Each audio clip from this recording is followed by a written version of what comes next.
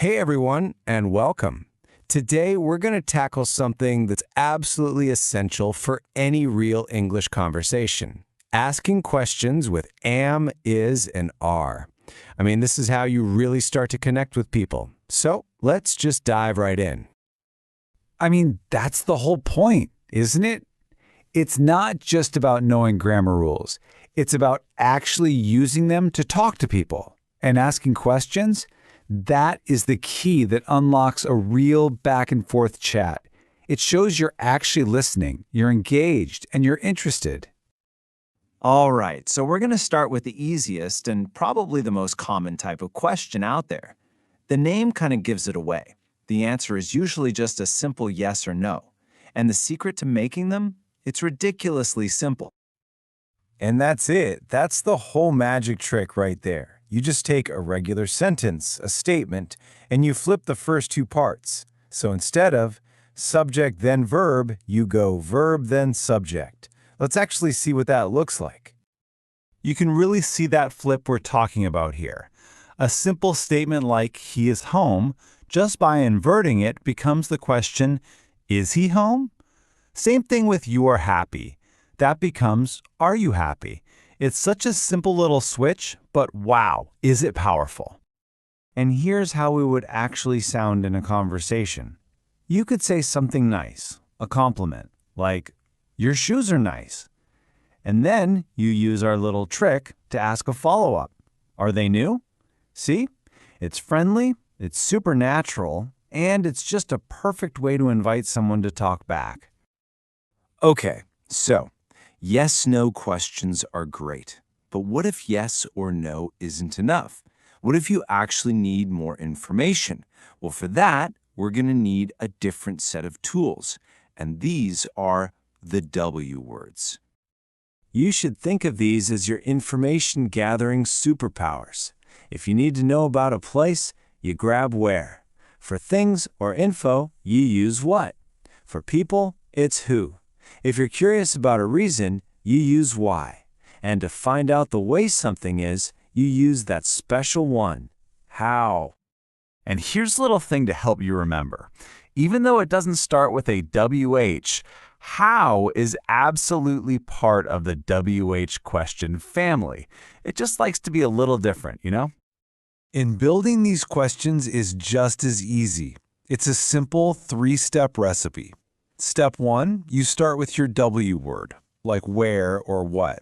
Step 2, you add your verb, is or are.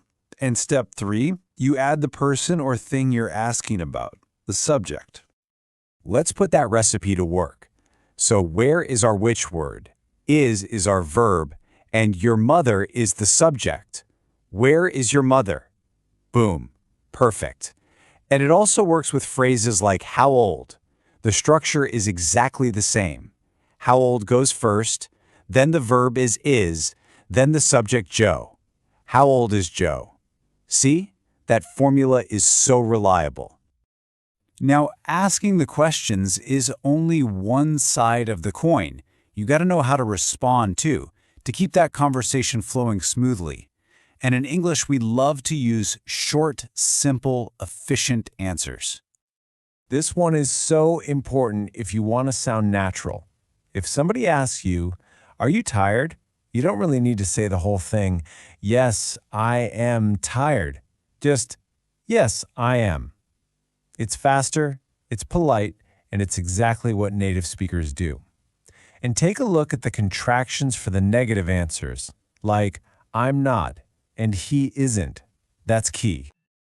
And here's a perfect little snippet of a real chat. Someone asks, are you hungry? The answer isn't some long formal sentence. It's a quick, direct, no, I'm not. And then they add new information, but I'm thirsty. This is just great natural sounding English. All right, so you've learned the rules for asking and for answering. Now, it's time to put all that knowledge to the test. Let's do a little bit of practice to really make these skills stick. But first, a quick heads up about a really common mistake. The word order is everything. Remember our rule? Verb, then subject. It's always, is your mother, never, is at home your mother. Honestly, getting this one right is a huge step up. Okay, let's try one. Imagine your friend says to you, "This hotel isn't very good. It is so expensive." So they've told you the problem is the price, the reason it's not good. And you want to ask them about that reason. Okay, think back to your W words. Which one do we use when we want to ask for a reason? And how do you build the question? Take a second, think about it. Yes, exactly. Why is it so expensive? You use why for the reason, then is, and then the subject, it.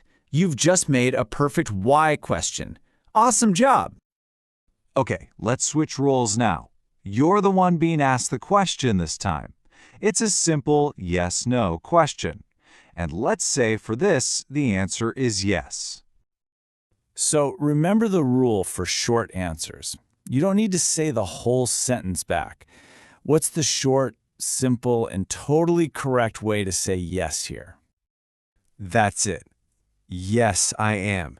It's clean, it's clear, and it's perfectly natural. It shows you completely understand the question and you know how to answer like a pro. So let's wrap this up. When you think about it, you've just learned a fundamental skill: how to turn a simple statement into a real question. You now know how to ask for yes or no, and you know how to dig deeper for specific details. This is your ticket to having much better, more engaging conversations. And that really brings us to the end. I mean, the theory is great, but putting it into practice is what really makes it stick. So I'm going to leave you with a challenge. What question, using what you've learned right here, are you going to go out and ask someone today?